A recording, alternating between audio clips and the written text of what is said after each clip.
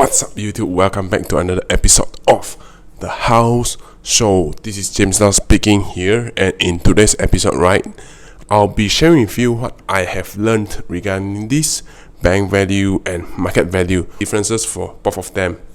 I believe nowadays we can see a lot of posts on Facebook, right? And the caption for that particular post will be fire, fire, fire, below bank value, fire, fire, fire. I guess you know what I mean, right? What is actually the differences between the bank value and the market value? I learned that market value is actually determined by the market. Let's say today I want to buy a house at 300,000 and you are actually the owner of the house. I'm buying your house at 300,000. This is considered the market value. I am buying your house and I don't have this 300,000. So I am getting the loans from the bank, and the banks, they value the house that they are selling to me. They value the particular house at 250,000 only. That is the bank value. So for the 300,000, it's the market value that we are actually dealing with. The bank thinks that this particular property only worth 250,000 instead of 300,000. So that is what they are trying to say there. Market value is actually determined by the market lah. I think it's purely based on supply and demand. So if this particular project located at the township where a lot of the foreigners, they come in and they stay in that particular area, so the supply is fixed while the demand is gets more day by day. While for the bank value, like I mentioned just now, it's actually how the bank value the particular property.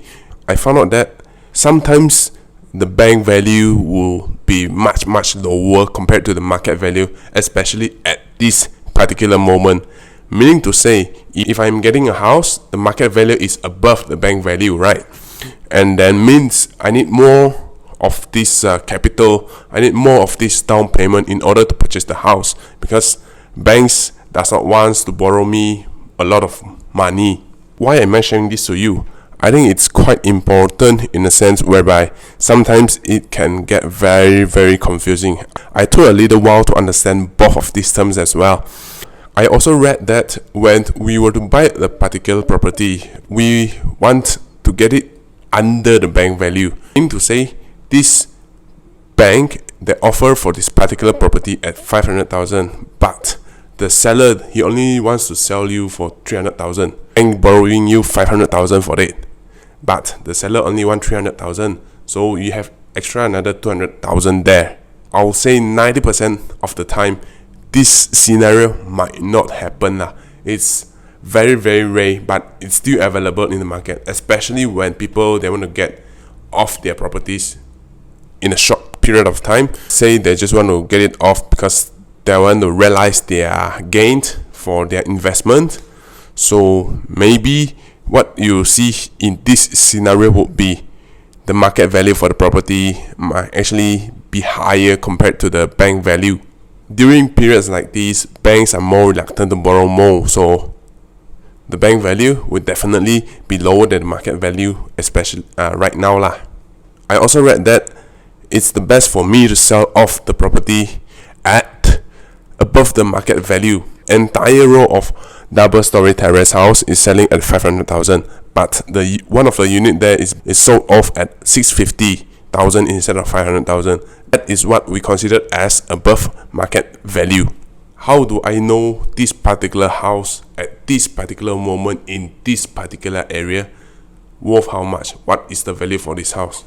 This is one of the methods that the valuers practice in order to justify the value for this property, which is by comparing the same properties. They will compare these two double storey terrace in the same location with the same size to justify their figures. They would not take one of double storey terrace and comparing it with another double storey corner. I guess that's all about it for this video. Once again, this is James Lau here. Thank you for watching till the very end. If you think that this video actually helps you, remember to give it a like, share it, and even subscribe to my channel. I'll see you again in the next episode. See you there.